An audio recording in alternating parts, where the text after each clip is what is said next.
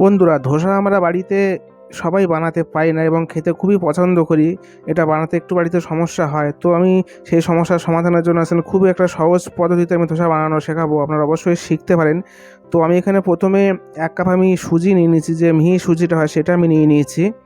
আর কিছু পরিমাণ চিঁড়ে আমি নিয়ে নিয়েছি এবং একটু ছোলা ভাজা আমি নিয়ে নিয়েছি। তো প্রথমে আমি সুজিটাকে একটা বড় পাত্রে আমি ঢেলে নিচ্ছি। তার সঙ্গে যে ছোলা ভাজাগুলো নিয়েছিলাম সেটা আমি ঢেলে দিলাম। আর এদিকে চিঁড়েগুলো আমি নিয়েছিলাম, চিঁড়েটা আমি 2-3 বার জল দিয়ে ভালোভাবে একটু ধুয়ে নেবো, কারণ চিঁড়ের গায়ে যে নোংরা থাকে সেগুলো বার করার জন্য। তো 2-3 বার ধুয়ে নেওয়ার পরে চিঁড়ে ভিজানো হয়ে গেলে সেই ভিজে চিঁড়েটা আমি এই সুজির সঙ্গে মিশিয়ে দিচ্ছি, এভাবে উপরে ঢেলে দিচ্ছি। তারপরে 1 কাপ দই আমি নিয়ে নিচ্ছি, এখানে দইটাকে আমি এর সঙ্গে দিয়ে দিয়েছি। তো একটু জল দিয়ে এই 3টি উপকরণ ভালোভাবে আমি মিশিয়ে নেব। একটা চামচ দিয়ে এভাবে দেখুন ভালোভাবে একটা মিশিয়ে নেবেন। মিশিয়ে একটু রেস্টে ছাড়তে হবে এটাকে 10 থেকে 15 মিনিট, যাতে সুজিটা গলে যায়। আর এদিকে আমি কিছু টমেটো আমি রাফলি কেটে নিয়েছি, 5খানা টমেটো, তো চাটনির জন্য। কড়াইতে আমি একটু তেল দিয়ে দিয়েছি। আমি দেখুন কিছু পরিমাণ কাশ্মীরি লঙ্কার গুঁড়ো আমি দিয়ে দিয়েছি কালারের জন্য। 1 চামচ আমি এখানে সরিষা দিয়ে দিয়েছি। আরও 1 চামচ আমি রোস্টেড ছোলা আমি দিয়ে দিয়েছি। একটু হিং আমি অ্যাড করেছি। তো একটু মশলাগুলো আমি দেখুন ভালোভাবে একটু তেলের সঙ্গে একটু যখন আমি ভেজে নিচ্ছি, ভাজা ভাজা হয়ে গেছে লঙ্কাগুলো, তারপর আমি কিছু কারি পাতা আমি এখানে দিয়ে দিয়েছি। আর একটু রসুনের কুচি আমি এখানে ব্যবহার করলাম, একটু আদার কুচিও ব্যবহার করলাম, যেহেতু একটা চাটনি হবে।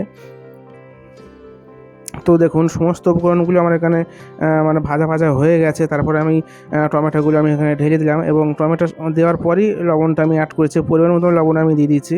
আর 1 চামচ রেড চিলি পাউডার আমি এখানে দিয়েছি ঝালের জন্য। ঝালটা আপনারাও কম বেশি করতে পারেন আপনাদের অনুযায়ী। তো টমেটো দেওয়ার পরে গ্যাসের ফ্লেমটা অবশ্যই একটু হাই করতে হবে, টমেটো একটু গলতে সময় নেয়। তো একটু আমি ঢাকা চাপা দিয়েছি, এখানে দেখতেই পাচ্ছেন টমেটোগুলো গলতে শুরু হয়ে গেছে দেখুন। তারপরে আমার গ্যাসের আঁচটা আমি একদম মিডিয়াম টু লো করে দেব। টমেটোগুলো দেখুন একটু ঠান্ডা করে নিয়ে আমি একটা মিক্সার গ্রাইন্ডারের উপর একদম মিহি পেস্ট আমি বানিয়ে নিয়েছি। দেখুন পুরোপুরি আমার এখানে চাটনিটা এখানে তৈরি হয়ে গেছে। একটা কড়াইতে আমি ঢেলে নেব ঠান্ডা করার জন্য। তো দেখুন চাটনি আমার পুরোপুরি কমপ্লিট হয়ে গেছে। তো অন্য একটা কড়াইতে আমার একটু তেল আমি ব্যবহার করছি। ফের যে কাঁচা শুকনো লঙ্কা আমি দিয়েছি ঝালের জন্য, যে লঙ্কাটা সেই লঙ্কাটা, তো একটু সরিষা এবং একটু কারি পাতা আমি ব্যবহার করেছি। এটা আমি ফোড়ন হিসেবে দিয়ে আমি চাটনির উপরে দিয়ে দিলাম এভাবে। এটা আপনারা স্কিপ করতে পারেন, কোনো অসুবিধা নেই। আরও অন্য একটা প্যানে আমি আমি যে স্টাফিংটা করব তার জন্য একটু মশলা আমি এখানে তৈরি করে নিচ্ছি। দেখুন একটু আমি তেল নিয়েছি, 2টো শুকনো লঙ্কা, একটু কারি পাতা, একটু আদা রসুনের কুচি আমি এখানে ব্যবহার করলাম এবং কিছু কাঁচা লঙ্কার কুচি আমি এখানে দিয়েছি। লঙ্কাটা এবারেও আপনার পরিমাণ অনুযায়ী আপনার ঝালটা দেবেন, বেশি বা কম করবেন। আর কিছু স্লাইস করে রাখা পেঁয়াজ, একটা পেঁয়াজ আমি এখানে দিয়ে দিচ্ছি।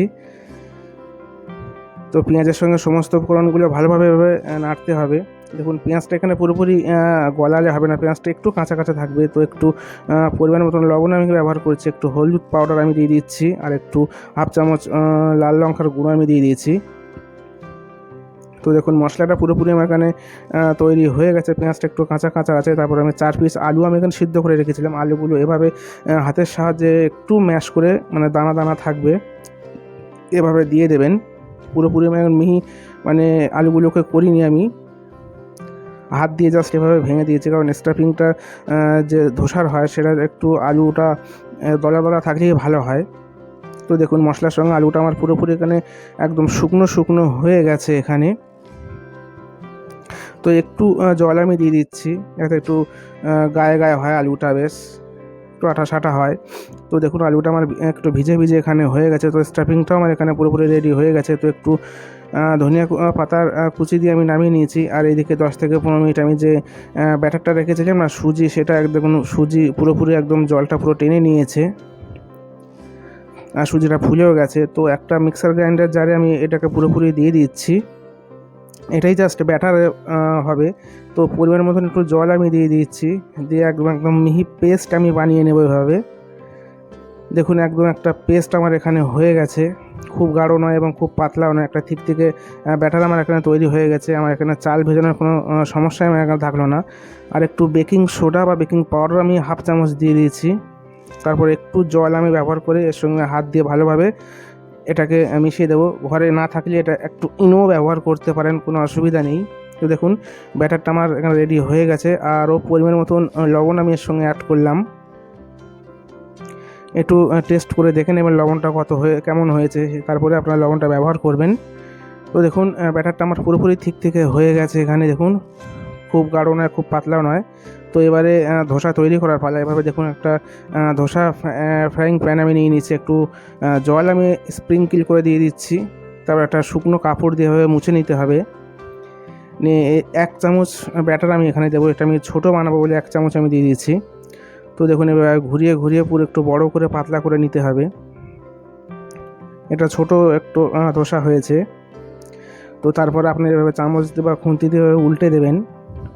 আর একটু বড় করব এটা আমি। তো দ্বিতীয়বার ফের আমি জল আমি স্প্রিং করলাম। এখানে তেলের ব্যবহার কিন্তু হবে না। তো আমি এখানে 1.5 চামচ আমি এখানে ব্যবহার করলাম।